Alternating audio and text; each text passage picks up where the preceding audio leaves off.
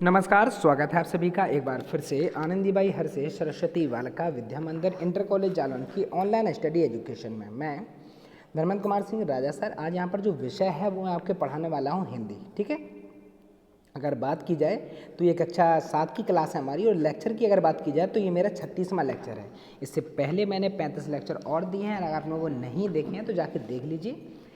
ठीक है, चलिए आगे देखिए बेटा, ये मेरा यूट्यूब चैनल है। अगर आपने अभी तक इसको सब्सक्राइब नहीं किया है तो सब्सक्राइब के बटन पर जाइए, क्लिक कर दीजिए और ऑल नोटिफिकेशन पर आप क्लिक कर दिए। इससे जो भी वीडियो मैं अपलोड करूँगा ना उसका नोटिफिकेशन आप तक पहुँच जाएगा। ठीक है, और आपको कोई भी वीडियो जो है वो मिस नहीं होगी। जैसे कि हमको पता है कि पाठ जो है वो बच्चा हमने 7वां पढ़ लिया है, और पाठ का जो नाम है वो है बाल लीला। ठीक है, पूरा पाठ हमने पढ़ लिया। आज बस हमको करना क्या है, आज हम बेटा इसका जो अर्थ होता है ना, वो लिखेंगे। ठीक है ना, क्योंकि वहाँ से क्वेश्चन आपका आता है। ठीक है, शब्दार्थ भी हमने लिख लिए थे। तो यहाँ पर पहले तो जो आपका पद है वो आपका है मैया मोही से तू पूत तक। ठीक है ना, आशा करते हैं कि आप सभी को पहले से ही ये चीज़ें कंफर्म होंगी और आपको पता भी होंगी। सबसे पहले हमको क्या लिखना होता है, संदर्भ लिखना होता है। तो आपको आएगा क्या, इस प्रकार से पूरा ये स्टैंजा जो आपको, एक मिनट रुकिए मैं आपको दिखा देता हूँ। यहाँ पर जैसे कि ये लिखा है। ठीक है, तो पेपर में आपका ये इस प्रकार से पूरा जो आपका ये दिखाई दे रहा है पद्यांश, ये पूरा पद्यांश जो है वो आएगा, और क्वेश्चन में लिखा होगा यानी प्रश्न में लिखा होगा कि इसका संदर्भ सहित व्याख्या कीजिए। ठीक है, तो संदर्भ भी आपको तू पूत तक, तो यहाँ पर इसका पूरा हिंदी अर्थ जो है वो आपको लिखना होगा। ठीक है, इसका अनुवाद जो है वो आपको करना होगा। ठीक, तो संदर्भ तो हमको पता ही है। प्रस्तुत पद्यांश जो है हमारी पाठ्य पुस्तक मंजरी है, इसको आप लोग ब्लैक से लिखेंगे। ठीक है, और बाल लीला हमारे चैप्टर पर है ना, बाल लीला और भक्तिपद नामक पाठ से लिया गया। इसके रचयिता की अगर बात की जाए तो महाकवि सूरदास जी जो हैं वो उनके रचयिता थे। ठीक है ना, और यहीं पर इनका प्रसंग जुड़ा हुआ है, अलग से चाहें तो अलग से भी लिख सकते हैं, है ना। और ये देखिए यहाँ पर प्रसंग मैंने लिख दिया है, ये कौन थे। तो यहाँ पर ये ज़रूरी नहीं कि आप इसको नोट करें, बट मैंने यहाँ पर नोट कर दिया है। अगर आप चाहें तो इसको नोट कर सकते हैं, आप कर ही देना इसमें। ठीक है, बस आपको यहाँ तक ये लिखना होता है, संदर्भ का मतलब किस पाठ से लिया गया, कौन इसके लेखक हैं। ठीक है, तो ये कृष्ण भक्ति शाखा के प्रमुख कवि थे सूरदास जी। वात्सल और श्रृंगार रस के क्षेत्र में, है ना, इन्होंने सर्वोच्च स्थान जो है वो प्राप्त किया है, मतलब सबसे ऊंचा स्थान इनको मिला है।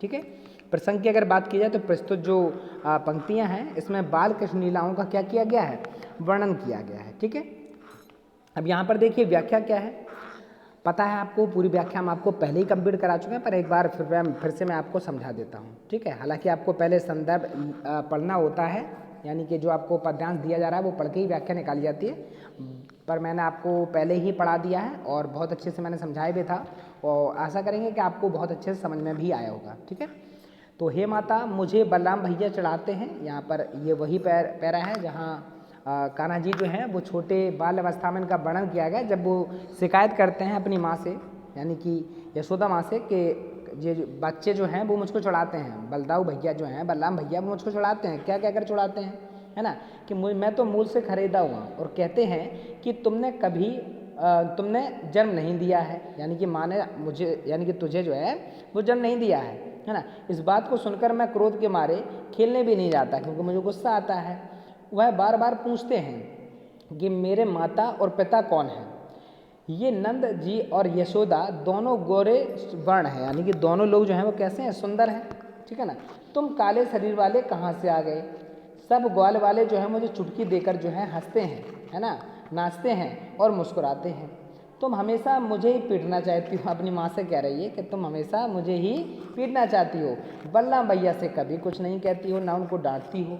तो बालक श्री कृष्ण जी जो हैं कि मुख से जो क्रोधपूर्ण बातें सुनकर यशोदा माँ जो हैं वो मनी मन मुस्कुरा रही हैं, खुश हो रही हैं, है ना, और कहती हैं कि कृष्ण सुनो, बलराम तो चुगली करने वाला है। चुगली जानते हो, चुगली यहाँ पर मात्रा आप चढ़ा देना, है ना, चुगली मतलब होता है किसी की बुराई करने वाला। जन्म से ही धूर्त है, धूर्त का मतलब क्या होता है, यहाँ पर धूर्त लिखना, आपको यहाँ पर मात्रा लगाना भूल गए, तो यहाँ पर आपको धूर्त लिखना है। धूर्त का मतलब समझते हैं ना, बदमाश। ठीक है, धूर्त है। तो सूरदास जी कहते हैं कि यशोदा कृष्ण से कहती हैं कि मुझे गायों कि धन की सौगंध है कि मैं ही तुम्हारी माता हूँ और तुम ही मेरे पुत्र हो। ये किसने कहा है, ये कहा यशोदा माँ कहती हैं। क्या कहती हैं, सूरदास जी कह रहे हैं कि यशोदा माँ लास्ट में जो अंत है उसमें कहती हैं कि मैं इन गायों की धन की कसम यानी सौगंध खाती हूँ कि तुम ही मेरे पुत्र हो और मैं तुम्हारी माता हूँ। ये पहला आपका पद्यांश खत्म होता है। ठीक है, दूसरा पद्यांश कहाँ से शुरू होता है? यशोदा हरि पालने से लेकर नंद भावनी तक। ठीक है, संदर्भ तो आपको पता ही है कि पहले जैसा ही रहा, क्योंकि एक पाठ का संदर्भ वही रहता है ना, बदलता नहीं है। तो प्रस्तुत पद्यांश हमारी पाठ्य पुस्तक कौन सी है? मंजरी के कौन सी है? आपके जो भी आपका पाठ का नाम होगा वो लिखेंगे, बाल लीला से लिया गया। इसके रचयिता जो है वो सूरदास जी हैं। ठीक है, तो प्रसंग हमको यहाँ पर इस जो आपका पद्यांश इसमें क्या बताया गया है? तो प्रस्तुत पद्यांश में सूरदास जी ने माँ यशोदा द्वारा है ना बालक श्री कृष्ण के पालने में सुलाने का वर्णन किया, यानी कि माता यशोदा कैसे अपने कान्हा जी को यानी अपने पुत्र को सुला रही हैं उसका वर्णन यहाँ पर किया गया है। क्या किया गया है?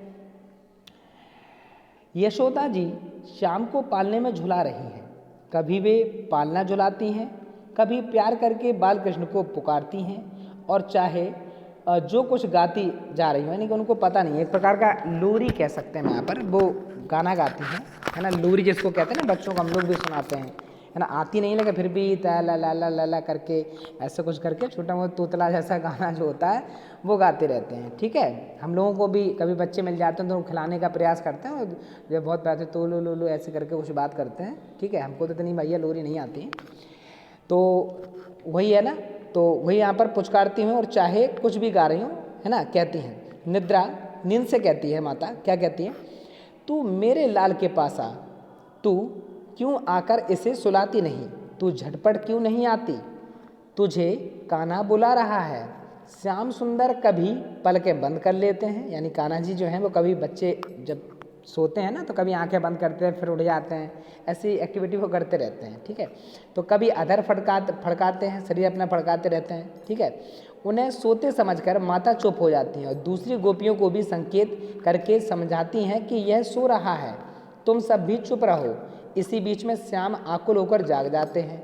यशोदा माँ फिर जो है वो अपने स्वर में जो गाने गा रही थी वो गाते रहते हैं। सूरदास जी कहते हैं कि देवताओं और जो मुनि होते हैं ना, जो वो पूजा पाठ करते हैं है ना, संत महात्मा होते हैं, जो मुनि है ना, उनके लिए भी ये जो सुख है वो दुर्लभ है।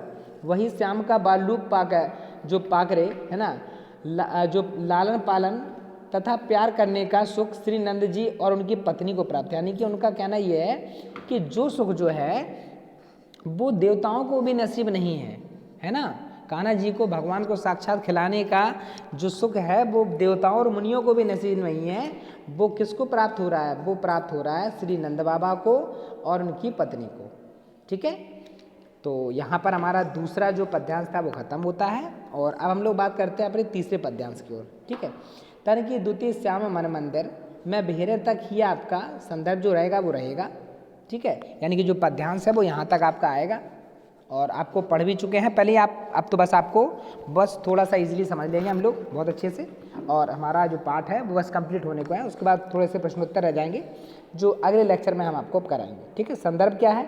अब देखिए यहाँ पर जो सूरदास जी थे उनके दो ही पद्यांश दिए गए थे और जो लास्ट वाला ये जो पद्यांश है ये तुलसीदास जी का है, जो राम भक्त कवि है, यानी कि ये राम भगवान की उपासना करते हैं और सूरदास जी जो है वो कृष्ण भक्त के यानी कृष्ण भगवान की उपासना करते थे। ठीक है, संदर्भ क्या है? प्रस्तुत पद्यांश हमारी पाठ्यपुस्तक पता ही आपको मंजरी, ठीक है ना, इसको आपको ब्लैक से लिखना है, से लिया गया है। इसके रचयिता जो हैं वो श्रोमणी तुलसीदास जी जो है ना, कवि श्रोमणी इनको कहते हैं, तुलसीदास जी हैं। तुलसीदास जी राम भक्ति शाखा के प्रमुख कवि हैं और हिंदी साहित्य में इन्हें सर्वोच्च स्थान जो है वो प्राप्त हुआ है।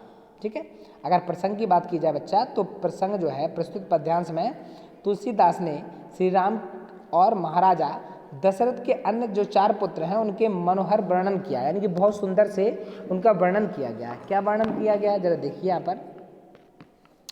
कहते हैं कि उनके शरीर की आभा नील के समान है तथा नेत्र कमल की शोभा को हरते हैं। धूलि से भरे होने पर भी वे बड़े सुंदर जान पड़ते हैं और कामदेव की महती छवि को भी दूर कर लेते हैं। उनके नन्हे नन्हे दांत बिजली की चमक के समान चमकते हैं और वे किलंक, यानी जो किलक किलक जो होता है ना, किलक, ठीक है ना, किलक किलक कर मनोहर बाल लीलाएं करते हैं, यानी छोटे बच्चे हंसते, हंस के, किलकारी का मतलब होता है जब छोटे बच्चे हंसते हैं ना तो उसको कहा जाता है किलकारी। ठीक है, किलकारी मारकर वो क्या होता है, खुश होते हैं, हंसते हैं। अयोध्यापति महाराज जो दशरथ के चारों बालक तुलसीदास जी कहते हैं कि मन मंदिर में सदैव विहार करें। विहार का मतलब ये है कि वो निवास करें, यानी कि हमेशा मन मंदिर में जो है वो बसें। इतने सुंदर प्रतीत हो रहा है कि ये लग रहा है कि मन के मंदिर में इनको बसा लें। ठीक है, अगला जो है बच्चा वो हमारा पद्यांश शुरू होता है कबहू शशि से लेके मन मंदिर तक। ठीक है, और संदर्भ हमको पता ही है, पहले जैसा का मतलब तुलसीदास जी का जो था इससे पहले वाला, यानी कि यही आपको लिखना है। ठीक है, बार बार नहीं लिखना होता है, एक ही बार आपको किसी एक जो आपका खंड होता है उसका संदर्भ जो होता है वो एक ही रहता है। ठीक है, अगर प्रसंग की बात कीजिए तो बदल जाता है, क्योंकि हर पद्यांश में कुछ नई बात कही जाती है। ठीक है, इस पद्यांश में क्या कहा जा रहा है, प्रस्तुत पद्यांश में तुलसीदास जी ने श्री राम और महाराजा दशरथ के अन्य पुत्रों के बाल रूप का मनोहरी वर्णन किया है। ठीक है, क्या वर्णन किया जरा देखते हैं। कभी चंद्रमा को मांगने की हट करते हैं, कभी अपनी परछाई देखकर डरते हैं, कभी हाथ से ताली बजाते हैं, बजा बजा कर नाचते हैं, जिससे सब माताओं के हृदय जो हैं वो आनंद से भर जाते हैं। कभी हठपूर्वक कुछ कहते हैं, मांगने जिसको कहते हैं, और जिस वस्तु के लिए अड़ते हैं, है ना, उसे लेकर ही मानते हैं। यानी कि कभी कभी बच्चे नहीं जिद पकड़ लेते हैं कि नहीं हमको यही चाहिए, तो हमें बच्चों की जिद के आगे कभी कभी झुकना पड़ता है, क्योंकि वो रोते रहते हैं, और उनका रोना तो भाई आप लोग जानते ही हैं। अगर आपके घर में बच्चा होगा अगर रोना शुरू कर दे तो बस पूरा घर जो है वो सिर पे उठा लेते हैं, उनको फिर वो चीज़ देनी ही पड़ती है भाई। ठीक है, अयोध्यापति महाराजा दशरथ के ये चारों बालक जो हैं वो क्या कहते हैं, तुलसीदास जी के मन मंदिर में सदैव विहार करें, यानी कि इसी प्रकार से उन्हें इतने सुंदर हैं, इतनी सुंदर क्रीड़ाएं कर रहे हैं कि ये लग रहा है कि उन्हें मन के मंदिर में बसा लो। और यहाँ पर बच्चा हमारा जो संदर्भ वाला पोर्शन था, संदर्भ प्रसंग व्याख्या वाला, वो कंप्लीट होता है। ठीक है, आशा करते हैं कि आपने बहुत अच्छे से इस लेक्चर को समझा होगा, है ना, और आप इनको फेयर में बच्चा नोट कर लेंगे। ठीक है, चलिए इसी के साथ वीडियो समाप्त होती है। और अगर आपको वीडियो पसंद आई है तो वीडियो को लाइक जरूर करें और पढ़ते रहिए, जैसे कि आपके एग्ज़ाम आने वाले हैं। ठीक है, तो आप अच्छे से पढ़ते रहिए और अपनी तैयारी करते रहिए। ठीक है, धन्यवाद।